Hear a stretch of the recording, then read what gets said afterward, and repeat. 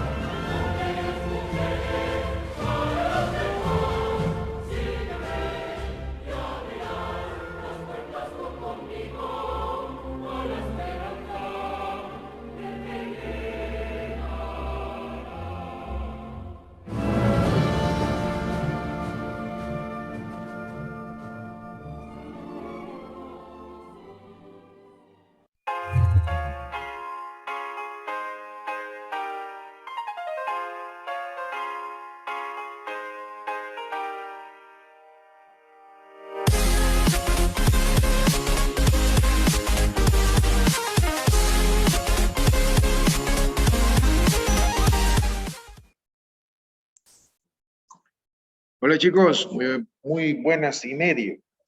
Esta es la hora en la que uno no sabe realmente qué decir, pues, buenos días o buenas tardes. Bueno, vamos a inaugurar aquí esta onda nueva, vamos a decir buenas y medio. Pues aquí estamos nuevamente con la mejor disposición de hacer, ¿verdad?, lo que nos corresponde a cada uno, tratar de avanzar, tratar de reforzar las cosas que estamos viendo, verlas con buen ánimo. El hecho de estar aquí ya es un paso importante, ya da una muestra de que hay interés en hacer ciertas cosas. Cuando las cosas se hacen por conciencia, ¿verdad? Porque uno al final determina que hay cuestiones que a veces son duras o hay cuestiones que cuestan, pero son necesarias. Es necesario. El proceso formativo lleva tiempo, lleva mucho esfuerzo, mucho sacrificio, pero hay que hacerlo, ¿no? Y eso poco a poco va a ir rindiendo sus frutos. Este día, por aquí hay una persona que se siente traicionada por ustedes. Hoy la abandonaron aquí, a Nelis, la dejaron solita, ¿verdad? Dice que son unos bandidos los que normalmente la acompañan, porque hoy no le dijeron que no iban a venir, así es que por aquí dejaron sola a Nelis, aquí está, me manda saludos.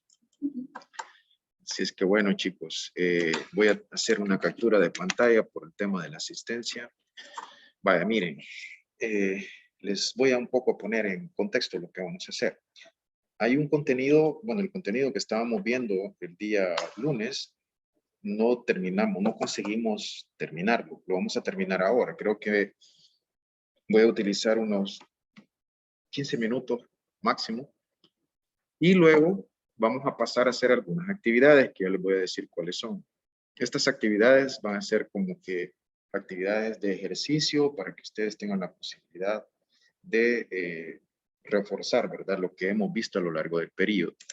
Así es que vamos a dividir la sesión en dos partes. Una, para terminar el tema que estamos desarrollando, y dos, para que ustedes puedan tener el tiempo y el espacio de poder repasar, de poder hacer ejercicios que les permitan, ¿verdad?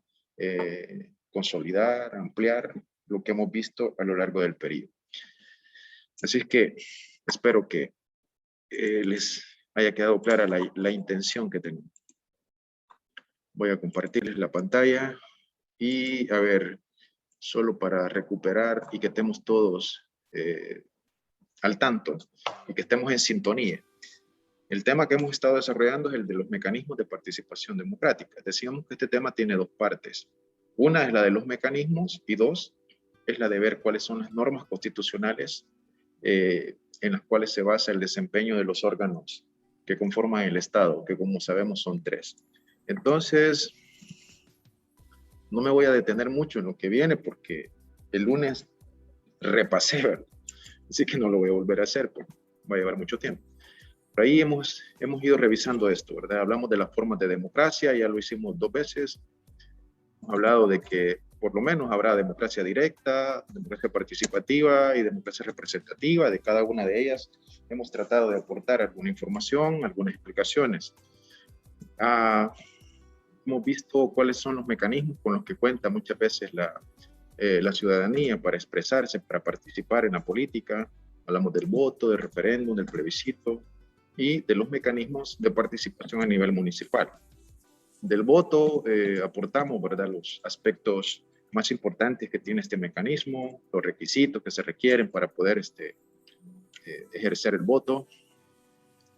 Hablamos de que cuando se habla de ser ciudadano, fundamentalmente lo que se hace es activar los derechos políticos, el derecho de votar y el derecho de ser candidato a un cargo de elección.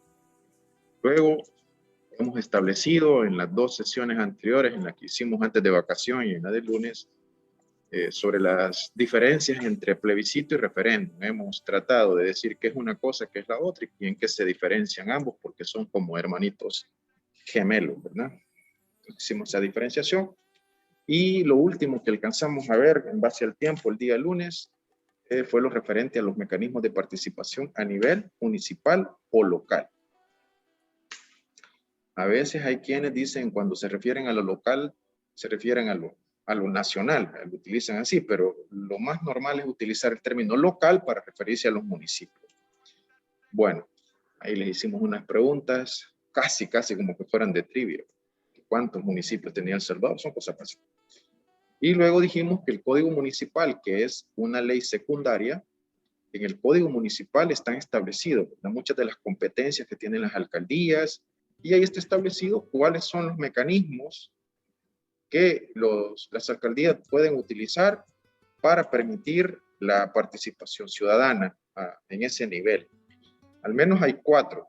A mí me interesaba revisar 2 de ellos, que eran el cabildo abierto y el otro mecanismo llamado consulta popular. Entonces, de ambos mecanismos fuimos aportando alguna información, como quien dice, dando las características, y al final hemos tratado de establecer la diferencia. Digamos que se parecen bastante en su realización, pero al final hay alguna diferencia. Esencialmente es que el cabildo abierto, pues es una reunión que organiza el Consejo Municipal con los habitantes de un municipio, pero que esa reunión es sobre todo para discutir, para deliberar, y el Consejo lo utiliza para informar, ¿verdad?, a los ciudadanos de su municipio de cómo va la gestión municipal. La diferencia con la consulta popular es que en esta la gente delibera, discute, pero además resuelve, ¿verdad? Y decide qué es lo que quiere sobre algunas alternativas que puedan tener. El cabildo abierto es informativo y deliberativo. Hemos dicho que deliberar es sinónimo de discutir.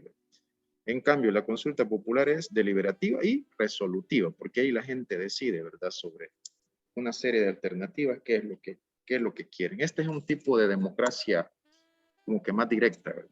Quizás esta sería estas son ejercicios de la democracia quizás más directa. El plebiscito y el referéndum, estos son más de la democracia participativa. Y el voto es el mecanismo a través del cual se ejerce la democracia representativa. Por aquí creo que más o menos alcanzamos a ver. Luego, lo que quedaba pendiente era esta parte de las normas constitucionales que rigen a los órganos que conforman el Estado.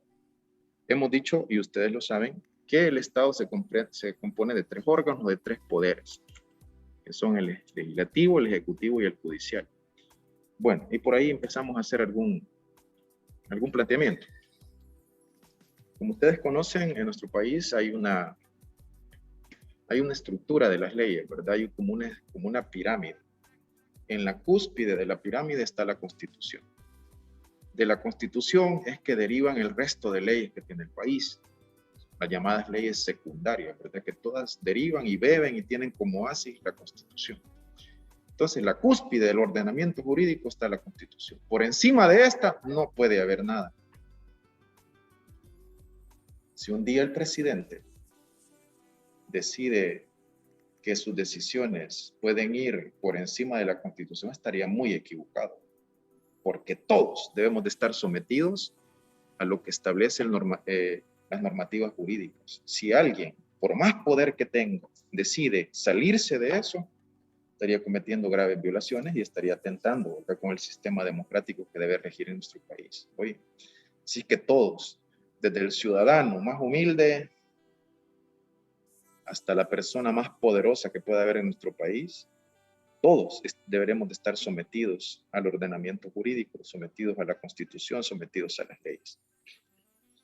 Bien, entonces, dentro de la Constitución, ahí, como he dicho, es la fuente de todas las demás leyes que puedan existir. A veces en la Constitución se abordan cosas de manera general y en las leyes secundarias ya se desarrollan cuestiones de forma más específica. Entonces, en la Constitución, ahí, ¿qué es lo que vamos a encontrar? Bueno, encontramos los derechos, deberes que tienen los ciudadanos, pero también ahí está determinado cómo es que se organiza el Estado, cómo está organizado. Y pues dijimos que nos íbamos a centrar en el planteamiento que hace el artículo 86, porque es el que viene al caso para el tema que estamos abordando, ¿verdad? Entonces, este artículo 86 tiene por lo menos tres numerales. No aparecen ahí los números, pero ustedes deben de entender, ¿va?, que cuando hay un artículo de la Constitución y si hay 3 párrafos, entonces son 3 numerales. Hoy así lo vamos a entender. Bien, en el primer párrafo del artículo 86 de la Constitución dice: el poder público emana del pueblo. Los órganos del gobierno lo ejercerán. Vean ustedes que se utiliza la palabra órgano. O sea, esto es lo mismo que decir órganos del gobierno, es lo mismo que decir poderes del Estado, ¿verdad?, etcétera. Lo mismo.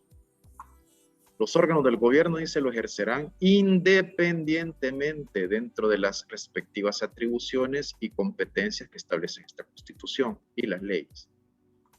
Las atribuciones, las obligaciones de los órganos del gobierno son indelegables.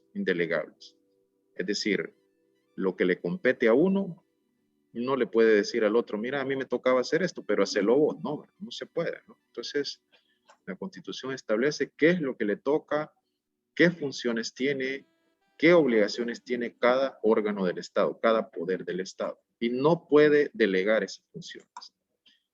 Pero luego dice: estos colaborarán entre sí en el ejercicio de las funciones. Es decir, hay independencia, ¿verdad? Y está claramente establecido qué es lo que le corresponde a cada uno, pero eso no quiere decir, y tienen que ser independientes, o tiene que haber más bien separación de poder, pero eso no quiere decir que tengan que estar necesariamente en eternos conflictos, ¿verdad?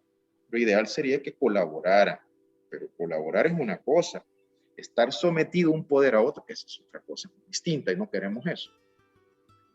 Que haya colaboración, sí, sobre todo colaboración para los aspectos buenos, positivos, para lo que necesita el país.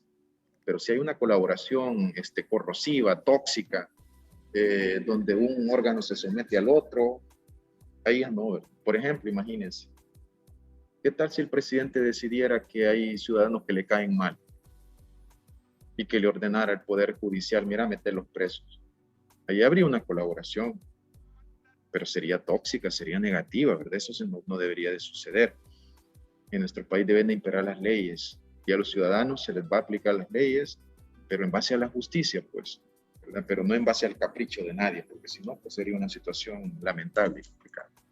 Bueno, entonces, en este primer párrafo, resumiendo, establecido cuál es que los órganos del Estado deben de actuar de forma independiente unos de los otros, ¿verdad? Y ahí dice que cada uno tiene sus funciones y que las funciones que cada uno tiene no las puede delegar, no se las puede transmitir a otro.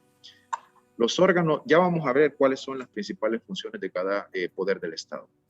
Luego, en el segundo inciso, dice que los órganos fundamentales del gobierno son el legislativo, el ejecutivo y el judicial. Los órganos fundamentales o los tres poderes del Estado. Luego, en el tercer inciso, dice los funcionarios del gobierno son delegados del pueblo. Delegados del pueblo. ¿A quién tienen que responder los funcionarios de gobierno? Al pueblo. Hay mucha gente que dice, los funcionarios de gobierno son mis empleados.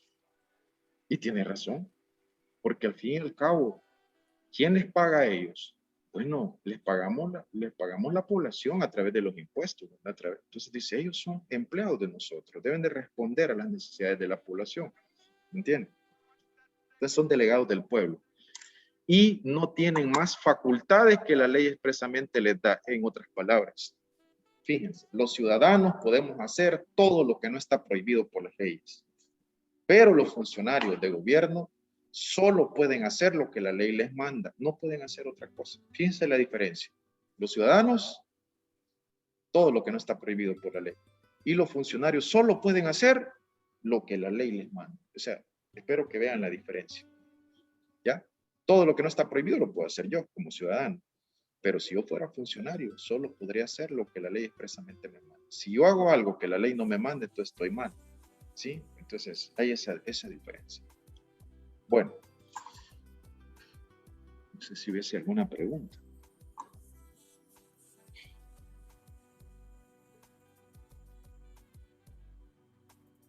Bueno, si no hay preguntas, lo siguiente para que avancemos.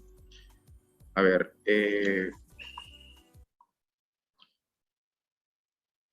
fíjense, vamos a ver algunas de las normas que establece la Constitución en términos de las responsabilidades que tiene cada uno de los poderes del Estado. Vamos a ver eso. En la Constitución, el artículo 86, bueno, y en los siguientes, van a ver que hay, por ejemplo, para el órgano legislativo hay como 30 funciones. Pucha, no las podemos ver todas, ¿verdad? Y tampoco interesa. Así es que yo me voy a centrar en las que considero que son las más importantes y con esas quiero que nos quedemos. Luego estará la labor, estará el deber que tenemos todos de conocer las leyes, hay que conocerlas. Entonces yo me voy a centrar en las más importantes de cada órgano del Estado. Veamos. Vamos a tratar de resumir. El poder legislativo, ¿cuál es su función principal? La función principal viene, la misma palabra te lo dice. La función principal es legislar.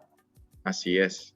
Y legislar en esencia significa elaborar las leyes. Entonces, hay que legislar, pues hay que hacer las leyes, ¿verdad? Eso es lo que significa. Esa es la labor principal del órgano legislativo, legislar, hacer, modificar leyes, ¿ve? Claro, para hacer las leyes, para modificarlas, primero hay que estudiarlas, hay que discutir y luego hay que votar. Entonces, además, el poder legislativo ejerce un control sobre el poder ejecutivo.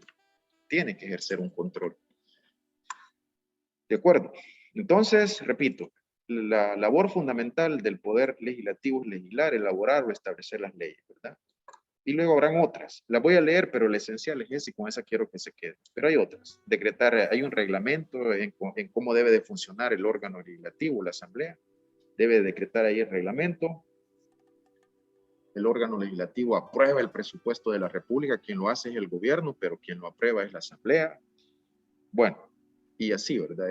También la asamblea le compete recibir la memoria de labores de todos los ministerios. Los ministros tienen que ir todos los años a presentar su memoria de labores. ¿Qué es lo que hicieron? Este año, cuando se cumplió el segundo año del mandato del actual presidente, ¿llegó el presidente de la asamblea? Sí llegó. El año pasado no llegó. No lo hizo, ¿verdad? Y la Constitución manda que eso se tiene que hacer. Este año sí llegó, pero no presentó memoria de labores. Llegó a quejarse, llegó a acusar, a decir cosas, pero no presentó, ¿verdad? Nada. Ahí sí. Pero al final la asamblea hoy la controla él, ¿verdad? Así es que puede hacer lo que quiera. Esa es la realidad, por desgracia. Hemos llegado a eso. Bueno, en cuanto al Poder Ejecutivo, a ver, aquí serían dos cosas las importantes a señalar. Hay más, pero interesan dos. El Poder Ejecutivo determina las políticas que guían la acción del Estado. El Poder Ejecutivo lo que le compete es ejercer la actividad administrativa, ¿verdad? Del Estado, administrar, ¿verdad? Es manejar el Estado. Y otra cuestión fundamental es que le corresponde cumplir y hacer cumplir la Constitución. Ojo, eso es bien importante. Al Poder Ejecutivo le toca la labor de cumplir y hacer cumplir la Constitución y todas las demás leyes que hay. Bueno, dice aquí en esta figura que les estoy compartiendo, el Poder Ejecutivo determina las políticas que guían la acción del Estado, es decir, ahí hace la labor administrativa, administra el Estado conforme a las leyes, ¿verdad? Y se encarga de hacer que la Constitución se cumpla, ¿sí? Luego tenemos el Poder Judicial y ¿el Poder Judicial hace leyes? La respuesta es no. El Poder Judicial no hace las leyes, las hace el legislativo. El Poder Judicial lo que hace es interpretar las leyes y tiene la potestad de juzgar, ¿verdad? En base a las leyes. Eso es lo que le toca al Poder Judicial, ¿no? Juzgar y hacer ejecutar lo que se juzga. Y también le toca vigilar que se administre la justicia en nuestro país. Entonces dice, el Poder Judicial interpreta las leyes votadas por el Poder Legislativo, decide si un ciudadano o grupo de ciudadanía ha actuado o no conforme a las leyes. Eso le corresponde al Poder Judicial, a los tribunales. ¿Y los ciudadanos qué pintamos en todo esto? Los ciudadanos. Bueno, nos toca elegir a los representantes, ¿verdad? Mediante el sufragio. Ahora, para elegir representantes tenemos que hacerlo con responsabilidad, tenemos que hacerlo con libertad, tenemos que ser muy responsables. Oye, a ver chicos, a veces la gente vota, pero vota con el hígado. Otras veces vota y vota con la cabeza, con el cerebro. Cuando digo que la gente vota con el hígado, lo que estoy diciendo es que a veces la gente va a votar con las emociones. Vota con enojo, con rencor. Pero yo pienso que lo más importante es ir a votar con la cabeza, pensando en qué es lo que más le conviene al país. Si uno se deja llevar por las emociones, puede ir a votar molesto. Puede decir, estoy molesto con los que han gobernado hasta aquí. Y le puede terminar dando el poder a quien menos le convenga. Hay que tener mucho cuidado. El voto siempre tiene que ser meditado, tiene que analizar. A veces las opciones son muy buenas y uno escoge entre lo mejor, pero otras veces hay que escoger a lo menos peor, ¿verdad? Ni modo, así toca. Entonces, tiene que haber en el Estado esta separación de poderes. Y quien propuso este principio, es un principio, ¿no?, en el que se basa la democracia, fue Montesquieu, que es uno de los filósofos del movimiento de la Ilustración que se dio a finales del siglo XVIII. Entonces, en eso está basado, ¿no?, el funcionamiento del Estado. Decía Montesquieu que cada uno de los tres poderes debía estar en manos de instituciones independientes, separadas. Ahí le voy a dejar a cada uno y a cada una que decidan, que analicen si ese principio sigue vigente en nuestro país o si ya no. Ahí se los dejo, ¿verdad? No voy a ser yo quien les diga si sí, dicen ustedes. Cada vez van desarrollando más su criterio y en base a ese criterio, ahora, ojo, para formarse un criterio político, uno tiene que estudiar, tiene que investigar, tiene que escuchar distintas opiniones y ahí nos vamos formando nosotros nuestro criterio. Les recomiendo siempre de abrir nuestra mente, ¿verdad? No estar así como muy cuadrado. Siempre es bueno abrir la mente y escuchar opiniones diversas, ¿verdad? Para que podamos formarnos la nuestra.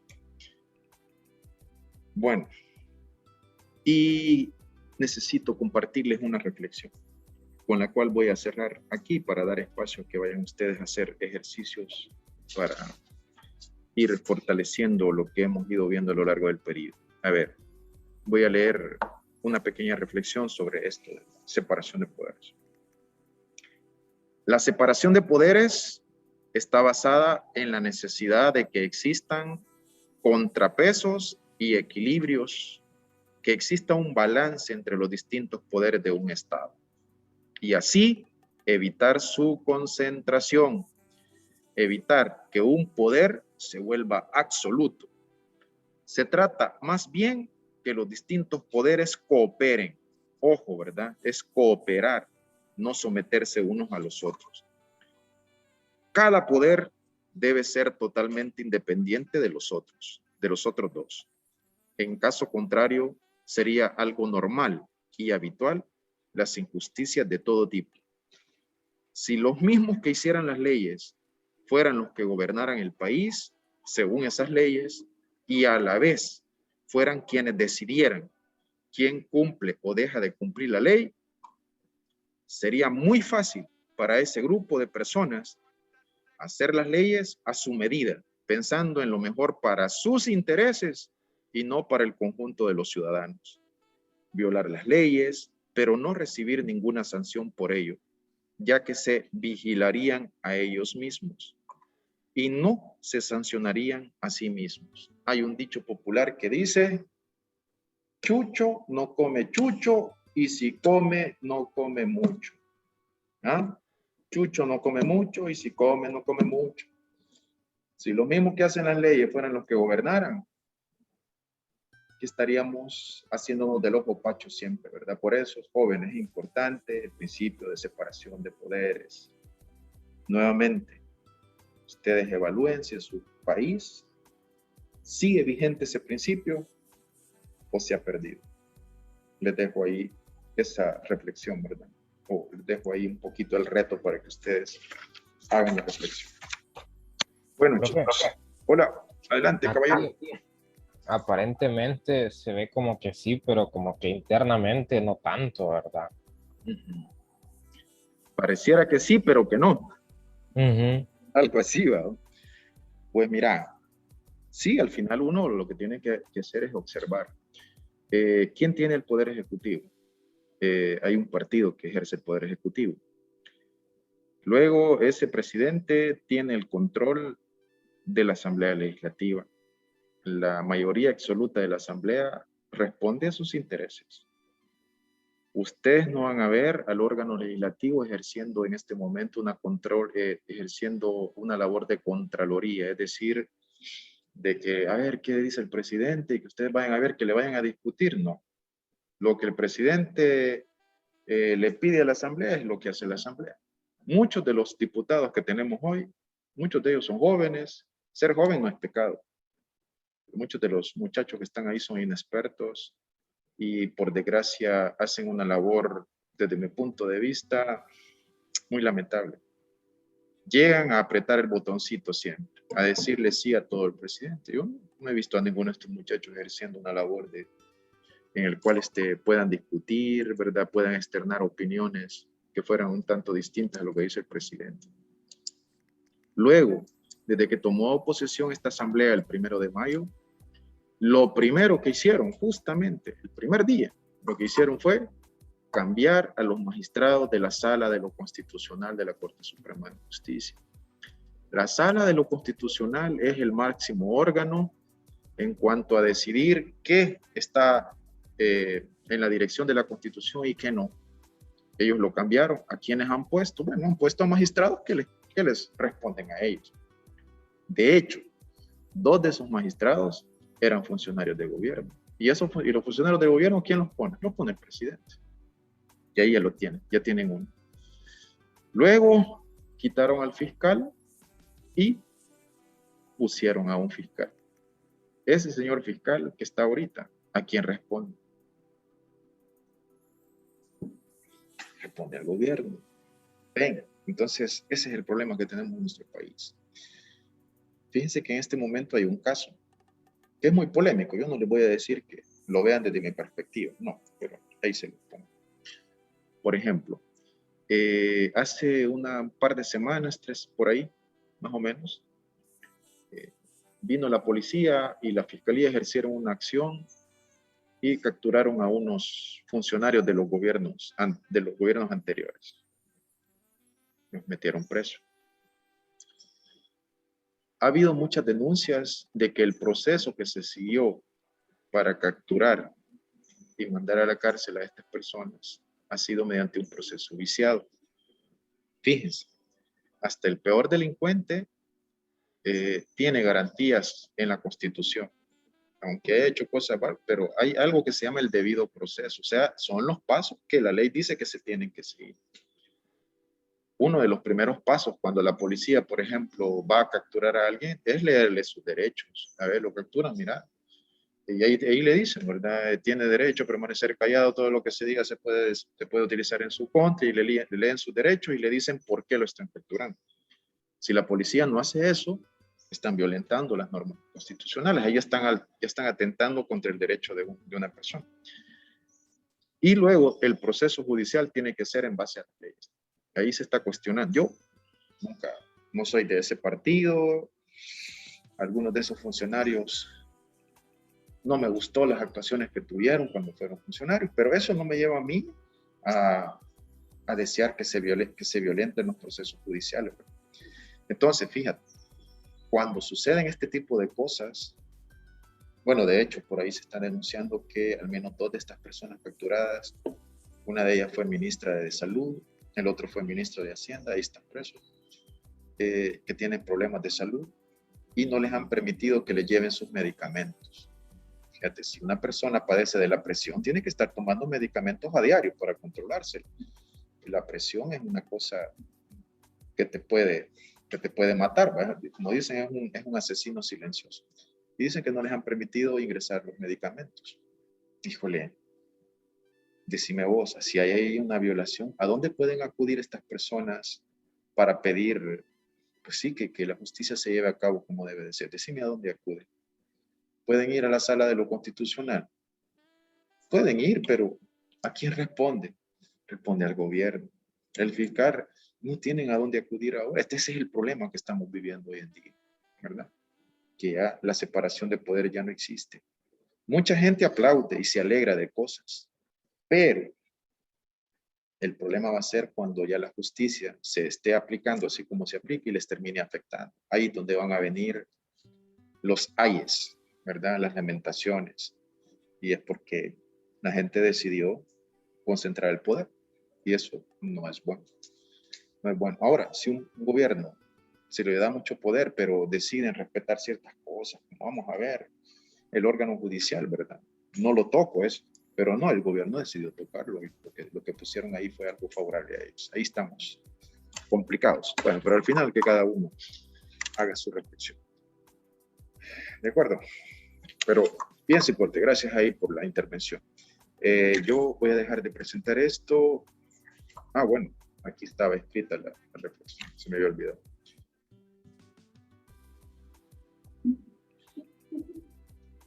Va, pues.